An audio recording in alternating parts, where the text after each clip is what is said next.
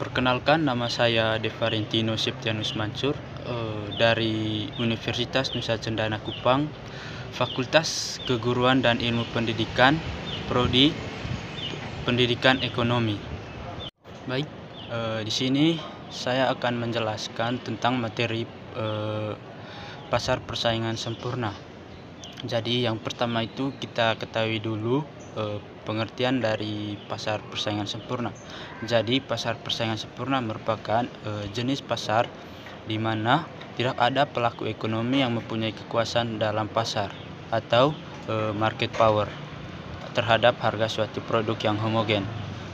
Pembeli dan penjual tidak mempunyai kekuatan untuk mempengaruhi harga pasar.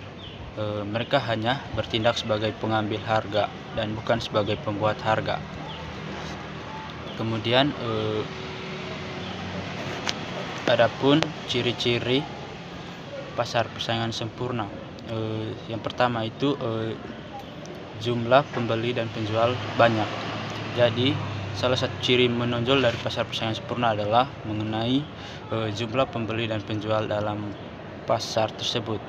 Dalam pasar persaingan sempurna, pembelian seorang konsumen sangat kecil apabila dibandingkan dengan jumlah pembelian secara keseluruhan di pasar. Yang kedua itu barang atau jasa yang diperjualbelikan bersifat homogen. Barang atau jasa yang diperjualbelikan bersifat homogen, artinya satu jenis barang merupakan barang pengganti atau substitusi untuk barang dari penjual lain. Dalam hal ini konsumen menganggap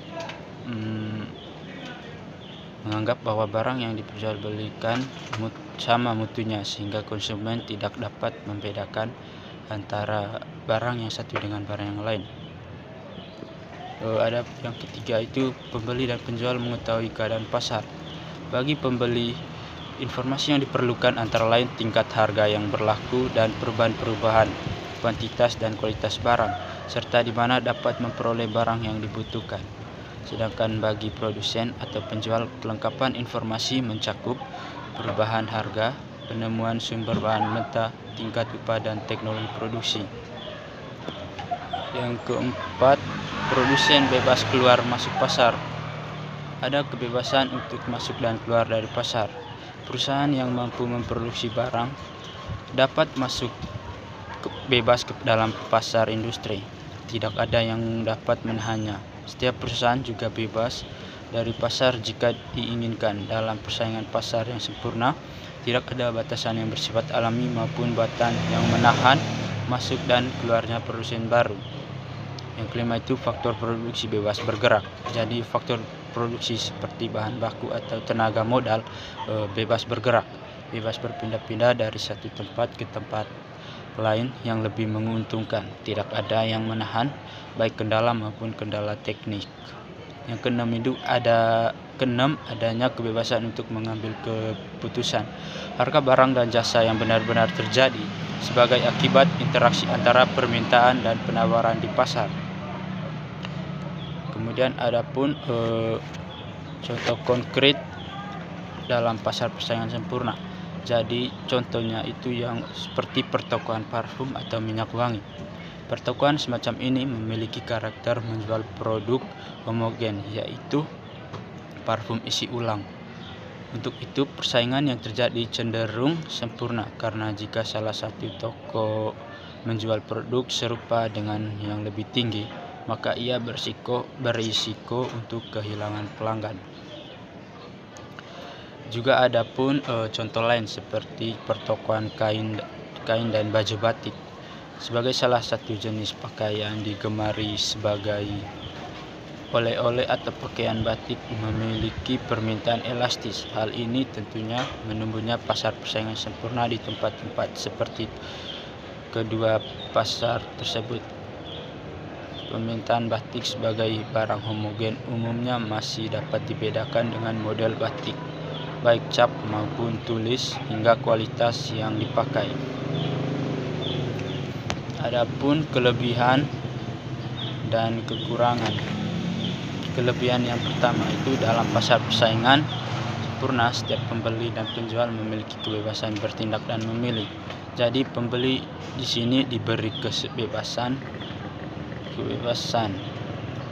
dalam menentukan jumlah produsen yang ia minati dan tanpa khawatir akan terjadinya kenaikan harga. Pembeli berada pada kondisi yang menghasilkan kepuasan yang maksimum, sedangkan produsen bisa memproduksi barang sesuai dengan kemampuan perusahaan tanpa khawatir terjadinya penurunan harga. Yang kedua, dalam jangka panjang akan terjadi efisiensi produksi. Jadi di sini dalam jangka panjang hanya mendapatkan laba normal, di mana laba normal terjadi jika harga sama dengan biaya produksi. Yang ketiga itu kebebasan bertindak dan memilih. Di dalam pasar persaingan sempurna, tidak seorang pun mempunyai kekuasaan dalam menentukan harga, jumlah produksi dan jenis barang yang diproduksi. Adanya kebebasan di sini untuk memproduksi berbagai jenis barang, maka masyarakat mempunyai pilihan yang lebih banyak terhadap barang-barang dan jasa-jasa yang diperlukan untuk kebutuhannya. Yang keempat itu, tidak ada hambatan dalam mobilitas sumber-sumber ekonomi dari satu usaha ke usaha lain. Jadi, di sini perusahaan akan menambah skala produksi dan merangsang adanya perluasan kapasitas produksi maupun pendirian pabrik-pabrik baru. Yang berikutnya itu adapun kekurangan dalam pasar persaingan sempurna. Yang pertama itu tidak mendorong inovasi. Jadi mudahnya perusahaan-perusahaan masuk ke dalam pasar didorong oleh kemudahan dalam meniru produk yang dihasilkan oleh produsen pendahulu yang menikmati keuntungan yang lebih besar. Jadi keadaan ini membuat produsen enggan melakukan inovasi dalam menghasilkan produk karena produsen lain akan mudah meniru hasil inovasi tersebut. Kedua itu membatasi pilihan konsumen. Barang-barang yang disediakan oleh produsen pada persaingan sempurna identik satu sama lain, sehingga memiliki pilihan terbatas dalam menentukan barang yang dikonsumsinya. Pilihan yang terbatas akan mengakibatkan adanya kebutuhan konsumen yang belum dapat dipenuhi. Yang ketiga itu distribusi pendapatan yang tidak merata. Di suatu corak distribusi pendapatan tertentu menimbulkan suatu pola permintaan tertentu dalam masyarakat. Pola permintaan tersebut akan menentukan bentuk pengalokasian sumber-sumber daya. Ini berarti distribusi pendapatan menentukan bagaimana bentuk dari penggunaan sumber-sumber daya yang efisien. Yang keempat itu perilaku perusahaan dalam jangka pendek. Sini tujuan yang adanya perilaku perusahaan dalam jangka pendek di sini bertujuan untuk memaksimalkan penjualan, pertumbuhan perusahaan dan kepuasan manajemen. Dalam jangka pendek diasumsikan jumlah produsen adalah tetap dan tidak ada perusahaan yang keluar masuk pasar. Yang terakhir itu perilaku jangka panjang. Jadi dalam jangka panjang akan banyak perusahaan yang masuk dan keluar pasar. Misalnya suatu saat perusahaan yang beroperasi di pasar persaingan sempurna memperoleh keuntungan yang lebih karena adanya kenaikan jumlah barang yang diminta, maka keuntungan yang lebih diperoleh perusahaan tersebut akan menarik minat perusahaan-perusahaan baru untuk ikut masuk ke dalam pasar dan menghasilkan barang yang sama. Sekian dari saya. Terima kasih.